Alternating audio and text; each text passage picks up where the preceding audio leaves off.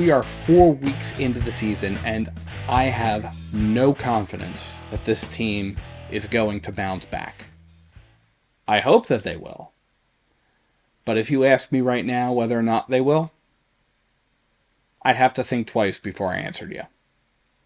Welcome to the Bird's Nest Podcast. I'm Joe Donahue. Thank you so much for joining us. Eagles drop a game, an absolute embarrassment of a game in Tampa Bay. Final score 33-16. The game wasn't really even as close as the score indicated.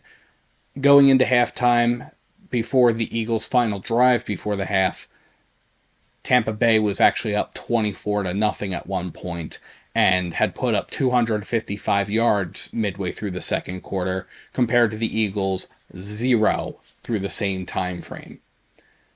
An absolute disaster of a game that was a complete failure on every side of the football. Offense, defense, even special teams had its problems. And look, I didn't stream this game not because of any concerns surrounding the game going into it. I would have done so. There was a conflict on my part. Well, I didn't show up, and it turns out I was in good company because the Eagles didn't show up for the game either. It's just flatly disheartening to see the Eagles making the same mistakes week in and week out. The Eagles doing the same things and not working and not learning from those mistakes. I spoke in the pregame episode about accountability and the decision-making process, and Nick Sirianni's core value of accountability. I said at the time, you have to be able to grow from the mistakes. Accountability doesn't stop with saying, oh, my bad. I got to do better.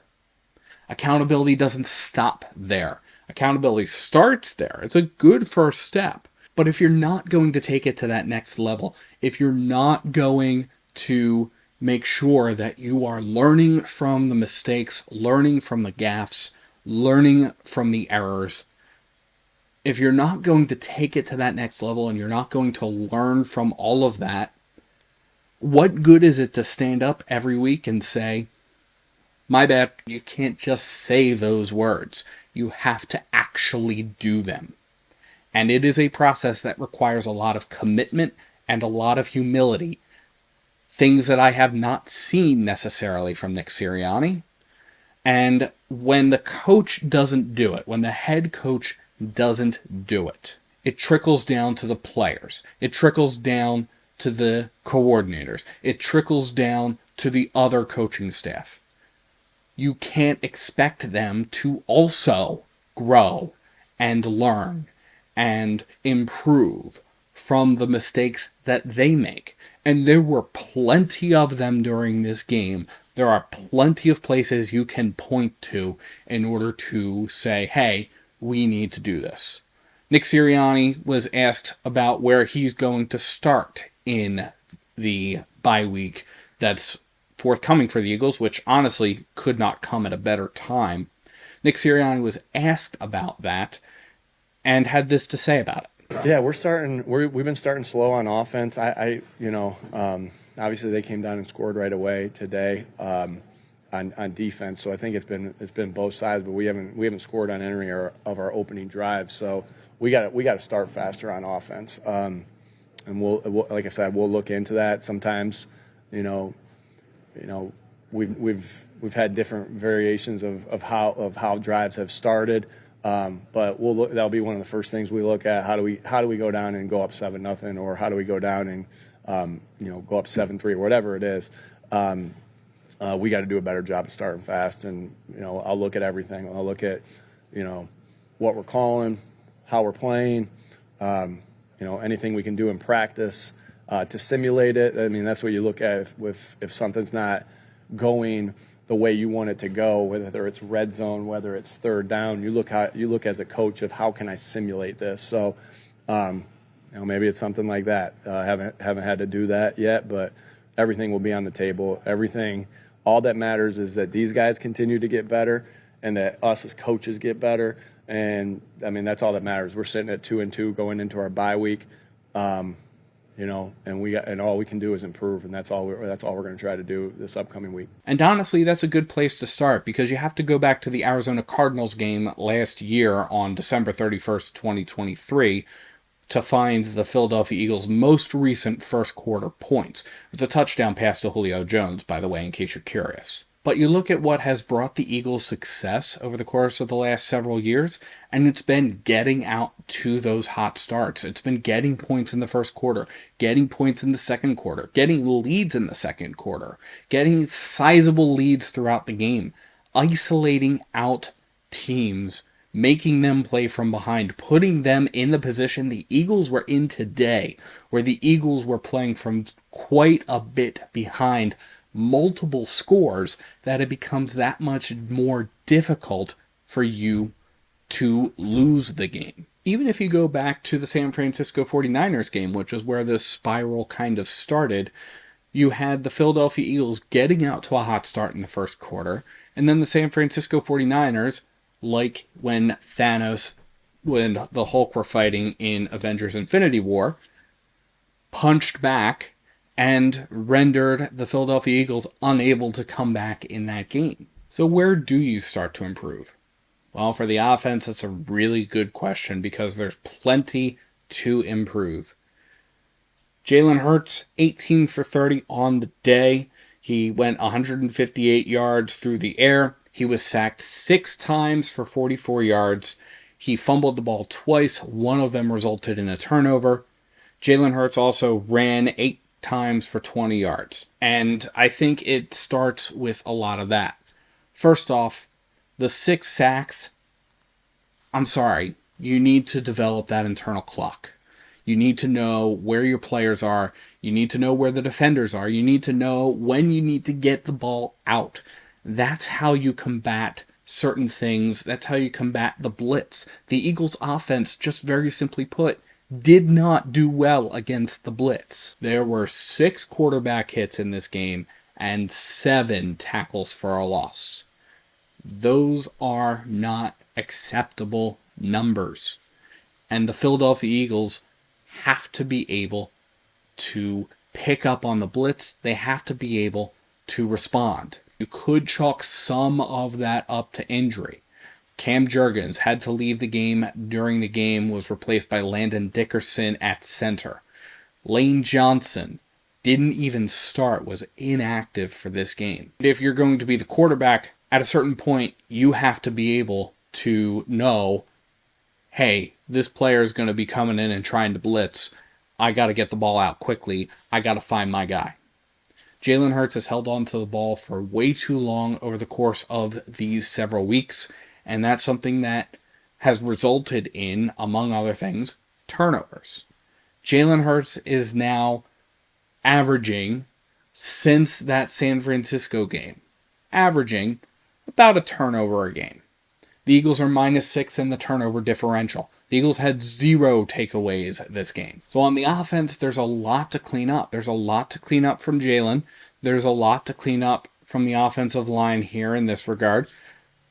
There's a lot to clean up in the receivers, because after Dallas Goedert, the ball was pretty well spread around, but with Jahan Dotson being the only one of the starting wide receivers who was available for this game, the fact that he had 2 catches on 4 targets for 11 yards, including a longest reception of 7 yards, guys like him have to step up. Dallas Goedert, 7 catches on 8 targets for 62 yards. His longest catch was an 18-yard reception. Schematically, I'm sorry, why are we running as infrequently as we did? I know that in the first half, Saquon Barkley had 8 carries for 22 yards, so at least at first glance, the rushing yards aren't there. But you do have to commit to the run, especially when you don't have your number 1 and number 2 starting wide receivers. If your first 10 plays, which are scripted, often is the practice, regardless of what the defense is throwing at you, the fact that those first plays didn't work resulted in 2 quick 3-and-outs, not great. And you have to be able to make those changes before the third 3-and-out comes. Defensively, Merrill Reese called this out during the broadcast, friend of the show, outright said it at the risk of being repetitive: broken tackles. This team is not a fundamentally good team on defense. Missed tackles, broken tackles. The team can't bring players down. Meanwhile, you look at what teams like the Buccaneers and even the Falcons a couple weeks ago are doing and finding success at, and it's getting rid of the ball quickly and picking up those short yardage, mid-length yardage kind of situations where they're putting themselves into second and short, third and short situations where they're not under as much stress. Baker Mayfield today was 30 for 47 for 347 yards. That was an average yard per pass of 7.4. Mayfield was also sacked twice for 13 yards, so at least the Eagles were able to get into the backfield a little bit there. Mike Evans, 8 catches for 94 yards on 14 targets, 11.8 yards per catch, had a touchdown on the day. Chris Godwin, 6 catches on 9 targets for 69 yards. It's not like Baker Mayfield was lobbing the ball down the field the whole game. The longest play the Eagles gave up, receiving-wise, was a 30-yard bomb over to Sterling Shepard. And the same thing goes for the run game. The Eagles weren't giving up super long runs like the 65-yarder that Saquon Barkley had last week. Longest run they gave up was 17 yards. It was a Rashad White run. The Eagles were giving up, on average, 4.4 yards per carry to anybody who had the ball for a run play. And both teams were equally bad on third downs. The Eagles and the Buccaneers were 6 for 13 in third down situations. Now, the Buccaneers had the ball more, and the Buccaneers, very simply put, they were able to get themselves into positions where they weren't in third down. The Buccaneers had the ball for 36 minutes and 17 seconds of this game. And a lot of that was due to the first half, where the Eagles had 3 3-and-outs in a row, and the Buccaneers were able to jump out to an early 21-0 lead. None of this is great, and it even extended into some bad special teams play. The highlight for special teams was the blocked point after touchdown that the Eagles had in the second half that they returned for their own points. It wound up being 2. That's how everything works out. But the Philadelphia Eagles were able to get a couple points, and we were really hoping, hey, this might be a momentum swinger. The Eagles were not able to capitalize on that at all. But there were 2 bad punt returns. One of them was a player that was blocked into Cooper DeJean. Remember, Britton Covey out with a shoulder injury, going to miss about 6 weeks. A Buccaneers player was blocked into Cooper DeJean, who was trying to wave for a fair catch, and because of that, that resulted in a muffed punt, and that resulted in a turnover. And then later on, the same situation happened where Cooper DeJean was trying to signal for a fair catch and was run into by his own teammate. The fact that special teams, which really has not lit up really anything over the course of the last several weeks and was a real bright spot at the end of 2023, the fact that special teams now didn't even show up to the game. Offense, defense, special teams, when a game is this comprehensively bad, it is the responsibility of the head coach. So the Eagles are going into the bye. They are going to have to do some soul searching, and they're going to have to try to figure out what exactly they're going to have to do in order to right the ship. And I hope they find the answer soon, because if they can't find the answer, we're going to be faced with nothing but more games like this.